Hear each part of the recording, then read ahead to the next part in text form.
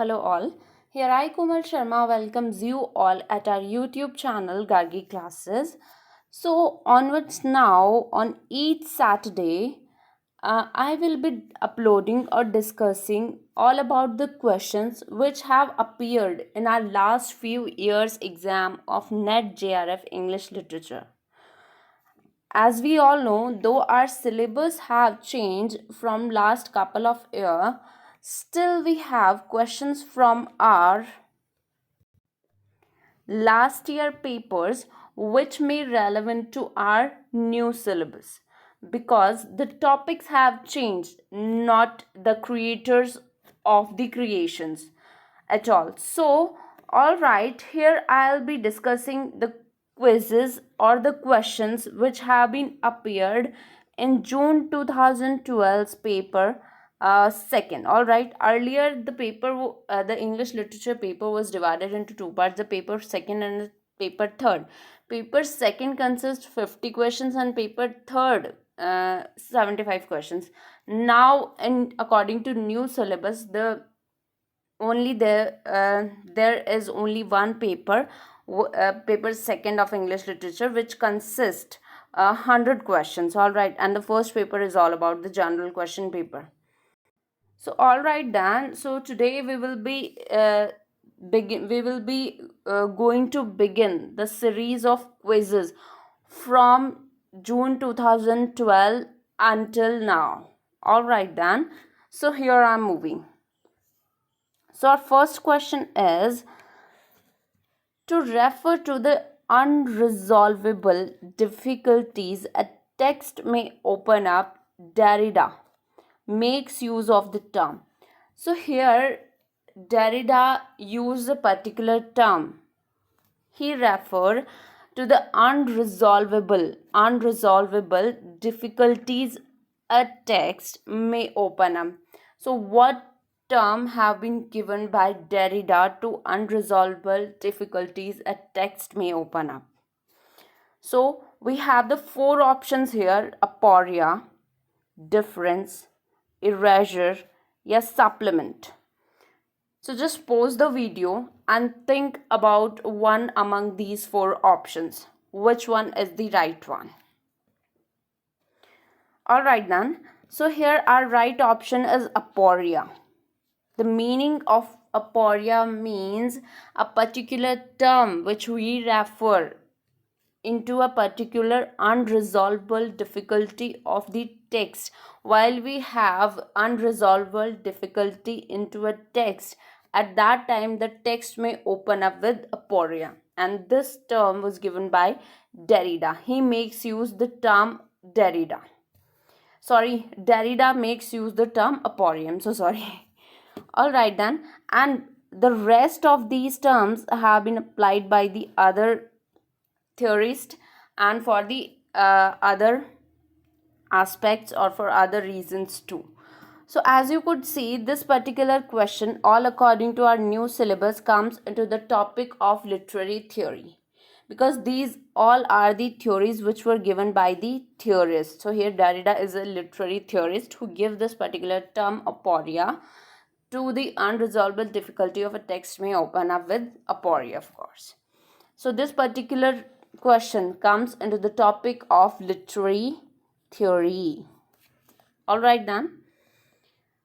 The rest three we will be discuss are of course aporia 2, aporia, difference, erasure and supplement. I'll be discussing all of these literary terms to our another series of videos which I have been uploading, all which are all literary terms. Since till now I have uploaded 3 or 4 videos of literary term. I am actually delivering the lectures of literary term all according to alphabetical order. All right then.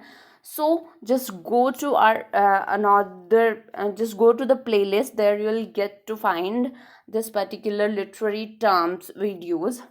Open up that particular playlist and then you can easily find out the basic literary terms of English literature, which comes under the topic of literary theory. All right then. So our next question is, who among the following English playwrights scripted the film Shakespeare in Love? So there's a British playwright who scripted the film Shakespeare in Love. So who were these? Just pause the video and think about the particular answer. So here we have the four options: Harold Pinter, Alan Bennett, Carol Churchill, and Tom Stoppard. Among four, which one is the right option? Just think about it, pause the video, think about it, click the right one, tick the right one, and then get the answer. So here the right answer is Tom Stoppard. Basically, all these are the British playwrights. All these are the British playwright of 20th century basically. So as my series of dramas have been going on, which is the first and foremost topic given in our syllabus of NT-NET English literature dramas. Among dramas, there the British drama the British dramas videos have been going on. I have been delivering the lectures which were all relevant to British dramas. So until now, I have reached upon Robert Greene, the University Wits. Of course, I have been discussing all about the University Wits playwrights. And after some time, while the topic come upon the modern British playwrights, then I'll be discussing all about these four playwrights too. So these particular playwrights come into our topic of drama, which is the first and foremost topic of our new syllabus of NT-NET English literature. So all these are the British dramatist, British playwright Harold Pinter, Alan Bennett, Carol Churchill, and Tom Stoppard. So Tom Stoppard was one among these who wrote or who scripted the film Shakespeare in Love, because Tom Stoppard is also a TV screenplay writer too. All right then. So this is our second question, which come into the topic of drama, all according to our new syllabus. These all are British playwrights. All right then. So our third question is, arrange the following in chronological order. Just arrange the following works in chronological order. First one is Mary Wollstonecraft's Vindication of the Rights of Women, Lyrical Ballad, French Revolution, and Percy's Relics of Ancient English Poetry. So just pause the video and think about the chronology, the correct chronology of all these works. Alright then, so here I am letting you know the correct chronology of all these works.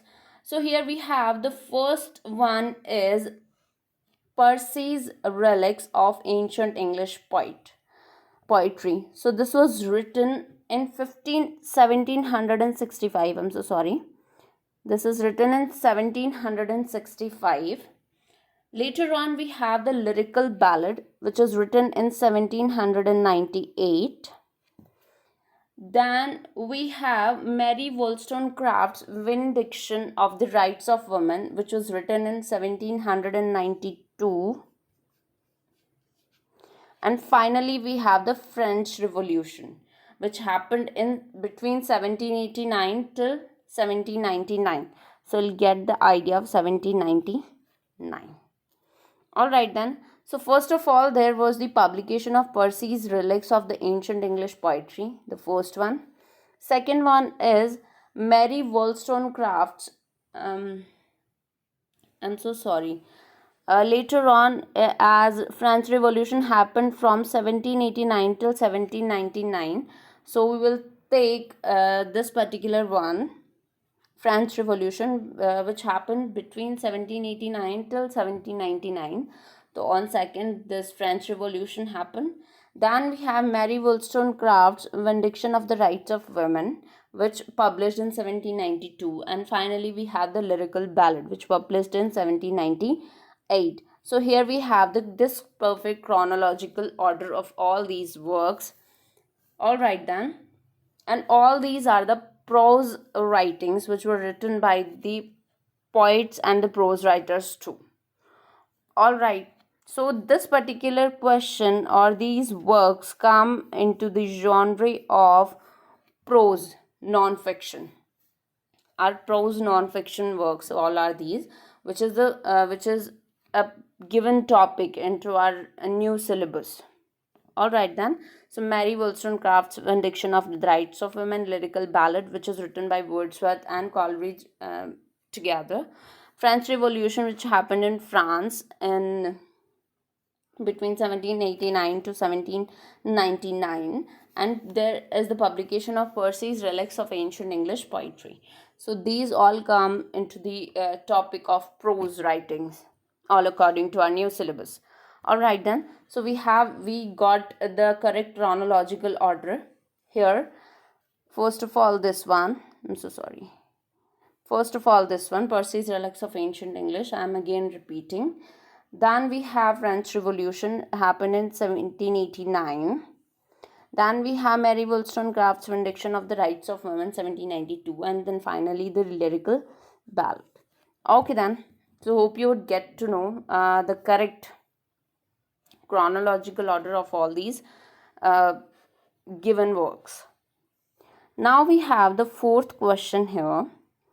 Fourth question, which of the following employs a narrative structure in which the main action is relayed at second hand through an enclosing frame story? So here the question is, which of the following employs a narrative structure? There's a narrative structure in which the main action is relayed at second hand through an enclosing frame story. So there is the second hand through an enclosing frame story, which is actually relayed upon main action. The main action relayed upon the second hand through an enclosing frame story. So which one is the correct option? Just pause the video and think about it. So we have the correct answer is Heart of Darkness. Heart of Darkness is written by Joseph Conrad, a novelist. So here we have all these are the novels: Sons and Lovers, Ulysses, The Power and the Glory, The Heart of Darkness. All these come into the genre of novels, which come into the topic of fiction novels. All right then. So this is our third given topic into our syllabus. Anti-NEET English literature, of course, according to new syllabus. So this particular question come into this genre of fiction, of course. So here we have Sons and Lovers, which was written by this one. I'm so sorry. D.H. Lawrence, David Herbert Lawrence. Ulysses is written by James Joyce, and The Power and the Glory is written by Graham Greene, and Heart of Darkness is written by Joseph Conrad. So all these we have the novels here, and among these the correct answer is Heart of Darkness, written by Joseph Conrad. Into this particular story, there is the main action which relayed at second hand through an enclosing frame story. Hope you get the answer. Next one we have, our fifth question is, the Irish dramatic movement was heralded by such figures. So the Irish dramatic movement was actually organized or heralded by such figures. So who were the figure who heralded the dramatic movement? So here we have the various writers group here. Among them we have to choose out which one is the right answer, or which dramatist of the particular era of Ireland contributed their best into the dramatic movement. So here we have the 4 questions. Just pause the video and think about the right option. First of all, before making my way ahead towards the answer, here I would like to discuss with you all about this particular movement, which is Irish dramatic movement. So Irish dramatic movements basically begin into the last decade of 19th century, and it reached its flowering stage during the first decade of 20th century. So basically, Irish literary renaissance, this is Irish dramatic movement is also called Irish literary renaissance. We cannot name it as revival because until 19th century, until this dramatic movement, Ireland did not have its own indigenous theatre or any tradition of dramatic writing. So here hope you would get to know, until 19th century or before this particular movement, the dramatic movement, the Ireland did not have its own indigenous independent theatre or any tradition of dramatic writing. It was only after the time when the Irish Literary Society was established. So there was the establishment of Irish Literary Society, that its pioneers, the pioneers of Irish Literary Society, thought it's necessary to have an Irish stage where plays dealing where the plays may deal with Irish material and written and staged by Irish writers and actors only, and they were to be performed on the Irish stage only, and this is being called the movement of independence too. So hope you would get to know, this is all about the Irish dramatic movement is the Irish dramatic renaissance, while the Irish Literary Society's pioneers begin thought to begin their own independent theatres in Ireland, and the stage has to have to had to belong to them, and the writers, the actors were also to be Irish. So all these things begin during this particular Irish dramatic movement. All right, so this is a kind of renaissance. We cannot name it revival, because until then there was no any kind of indigenous or independent theater at all. So after this only they all were get able to get their own particular or independent theater. So the particular Irish dramatic movement was begun by whom, was initiated by whom? So here we have our writers. So our first option is W. B. Yeats, Lady Droughtry, and Edward Martyn. Of course, we have these three writers, these three dramatists or playwrights who actually heralded the Irish dramatic movement. While we will be moving towards our next option, then the option is not right, because Jonathan Swift and his contemporary were not the right answer. H. Drummond and Edward Irving and John Irvine are not the correct answers, because both of these are Scottish playwrights, and Oscar Wilde and his contemporary is not correct. So here you would see these all writers, playwrights come into the non-British dramatist. So after finishing up my British dramas back chronological history, I'll be moving ahead towards our non-British dramas too, which were all relevant to the Irish dramatist, Irish, Australian, Indian. So I'll be covering all the dramas of throughout the world, of course, which is quite important, all according to our syllabus. All right, then. So hope you'd get to know these are our Irish dramatists, and this particular question belongs to the non-British dramatists too. So these we have the three dramatists who heralded the dramatic movement, Irish dramatic movement, in order to get the independence to open up their own theatre. All right, then.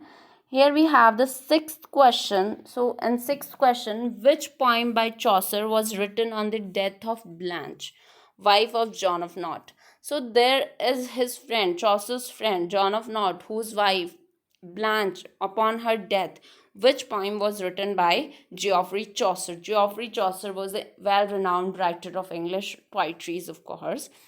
So this particular question, you would easily imagine or get to know that this particular question comes into the topic of poetry section, which is our given topic into our new syllabus. So Chaucer wrote the poem which is based upon the death of Blanche, who was the wife of John of Naught. So one among these four options is the one among four of these is the right answer. So just pause the video and do correct according to you, and then we'll get my correct answer. So here we have the correct answer is the Book of Duchess. Troilus and Cressida is not the correct answer. The House of Fame is not the correct answer. The Legend of Good Women is not the correct answer. So here we have the correct answer is the Book of Duchess.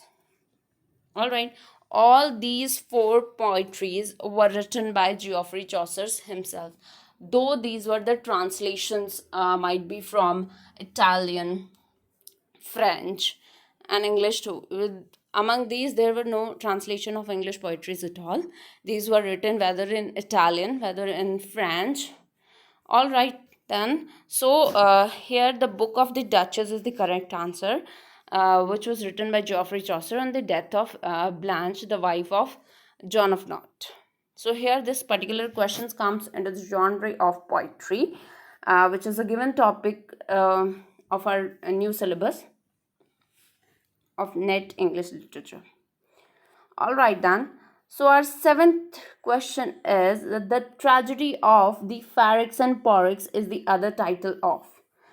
All right then, as I have been teaching or as I have been discussing all about the British dramas, so the first tragedy of English literature is the Pharex and Porrex, the tragedy of Pharex and Porrex. It has its another title which we named as Gorboduc. Gorboduc or the tragedy of Pharex and Porrex, about which I have discussed while I was discussing all about the British dramas, of course, while you will be going into the playlist of British dramas or the section of dramas. Among all those videos you will get to find out this particular about this particular tragedy too, Gorboduc, the tragedy of Pharex and Porrex. Just go to the playlist of British dramas and do find out and do watch that particular video too, so that you would get to know the in-depthness of this particular tragedy. So the tragedy of the Pharex and Porrex is, and the title is Gorboduc 2. Ralph Roister Doister is a comedy, the first comedy, about which I have discussed in my British drama theory. Damon and Pythias and Lamentable Tragedy. About both of these, I'll be discussing soon. Alright then, so this particular question comes into the genre of drama, the first and foremost given topic into our syllabus. Alright then, so next we are moving ahead towards question number 8. Who of the following poet is Australian? So we have here the 4 poets. Among them, we have to recognize which one is the Australian poet. So here we have the 4 options: Austin Clarke, Judith Wright, Edwin Moir, and Derek Walcott. So basically, here we have Austin Clarke. Austin Clarke is actually Irish poet. So this isn't a right answer. Edwin Moir, who is a Scottish, and Derek Walcott is West Indian, and Judith Wright is Australian. So this particular section or this particular question comes into the genre of poetry which are not British, non-British poetries, of course. So these are the poets who are non-British: Austin Clarke, who is Irish poet; Judith Wright, Australian poet; Edwin Moir, Scottish poet; and Derek Walcott, West Indians poet. I'm so sorry. So here we have the correct answer is Judith Wright, who is the Australian poet. Alright then, while I'll be discussing all about the poetries or the poets of British or non-British era, so then I'll be discussing or including into my lecture about these particular poets too. Now we have our question number 9. He found it. It means English brick and left it marble, which means he found English brick and left it marble. Remarked one great writer on another. Who were they? So there was a writer who gave this remark to another English writer, and by calling him that particular writer upon whom the another actually remarked, he said that he found the English brick, and he left it English marble. All right then. So here we have the four options: Milton on Shakespeare, Dryden on Milton, Johnson on Dryden, Yaffer Johnson on Shakespeare. So here we have the four options. So the correct one is, here the remark was being made by Johnson on John Dryden. So according to Johnson, John Dryden found the English as a brick and he left English as a marble. So all these are the well-renowned eminent writers, poets, or the prose writers of British era. Milton, John Milton, William Shakespeare, John Dryden, and Samuel Johnson. All of these are the well-renowned artists of Britain, about which I'll be discussing while the flow of our upcoming videos would be upon such writers. So I'll be discussing all about in-depthness of all these artists, writers, poets, or we can say the theorists who gave various theories into their works too. So question number 9 is all come into the genre of poetry and prose too, because all these writers have written poetry, poetries, dramas, and the prose. Into prose writing they have contributed their best. So all we have into this particular question number 9. So here we have the right answer is Samuel Johnson made this remark upon John Dryden. Now we have the last but not the least question, of course. Who among the following is Nobel laureate? Who among the following is the winner of Nobel Prize? So here we have the four options: Toni Morrison, Seamus Hannay, Ted Hughes, and Geoffrey Hill. All these are the modern poets. All right. So this particular question number 10, is come into the genre of poetry, of course. And among all these are these particular writers, along with poetry, they also wrote various novels too. So Toni Morrison and Seamus Hannay, basically both of these are the correct answer, because both of these won the Nobel Prize in their particular field. So basically Toni Morrison won the Nobel Prize in 1993, and Seamus Hannay won the Nobel Prize in 1995. So there is a tie-up between these two options, Toni Morrison and Seamus Hannay. All right then. So for today, I think these 10 questions are enough, about which I have discussed.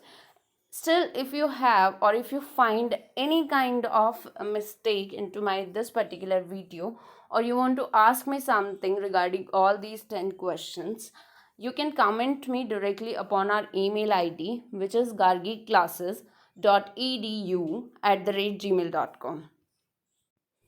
And of course, don't forget to subscribe our channel, press the bell icon to get the notification of our upcoming video, and do watch this video and do like the video if you think whatever information I have been given all about these 10 questions is all good or right, then do like the video. So thank you so much for watching this video. For next quiz, wait till the next Saturday.